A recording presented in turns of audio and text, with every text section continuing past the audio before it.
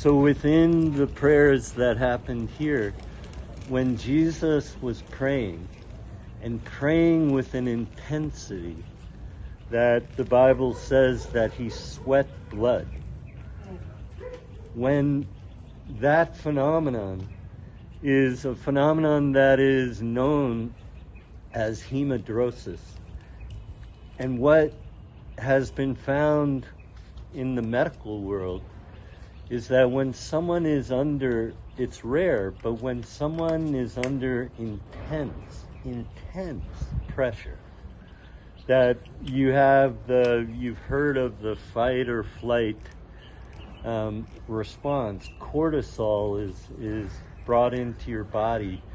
Your heart rate goes up, accelerates.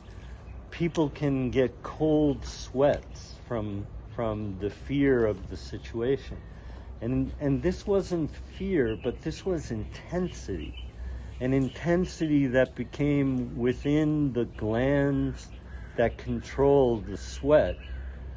This opening up where the cortisol allows for more sweat to happen, but then on overdrive, what happens is that the gland itself, much like people have heart attacks, infarcts. All that means is that under pressure, it will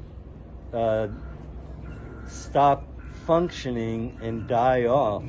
And what happens is the vessels will bleed into the ducts that carry the sweat. And people then will sweat blood. Now, it's not profuse blood, but it's droplets of blood that come out. And that's the intensity of what Jesus was going through, not only for himself, but the prayers for us. At that moment, when he finally said, "Father, not my will, but thy will." The other thing is at the crucifixion, and I think Ofer, you already alluded to this, that when Jesus was crucified, he was on the cross for a relatively short period of time compared to other people.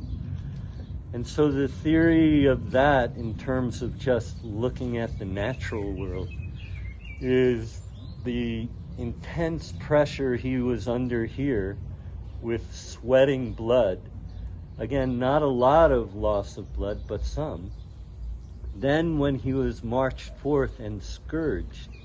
And so I think we all know that when you get scourged in these times, there were pieces of bone that were attached to the whips themselves, the cat of nine tails. And so it would gouge out skin. And in gouging out the skin, bleeding and profuse bleeding could occur. That, and we've all experienced just the need to drink a lot of water here in the climate that we're in. So he was severely dehydrated, had lost a lot of blood. And then when he was nailed to the cross, again, I think Ofer brought this up, but what you die of is asphyxiation. You can't breathe. And why? Because the way that you're on the cross leans you forward, and you cannot move your diaphragm. So you can't breathe. And so what people try to do, or by historical record, they try to lift themselves back this way. This is why they put those, they put another beam so they can try to stretch themselves, and it makes the suffering longer. Yeah. But then finally what happens is your heart can't keep up with that. You're suffocating. And much like people who have heart damage and the pump can't work, fluid backs up into the lungs. So that's congestive heart failure. You get fluid in the lung.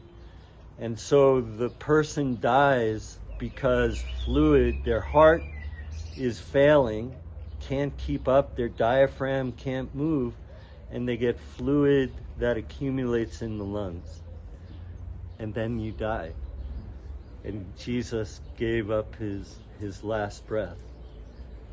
But then when the spear was brought in, the blood and the water as they lanced upward would have entered the abdominal cavity, going upward into the pleural cavity, the lung cavity. And so what issues forth is all that fluid from the heart failure comes out as water or fluid, followed by blood that comes afterwards. And so I guess as we're here on this place, just to reflect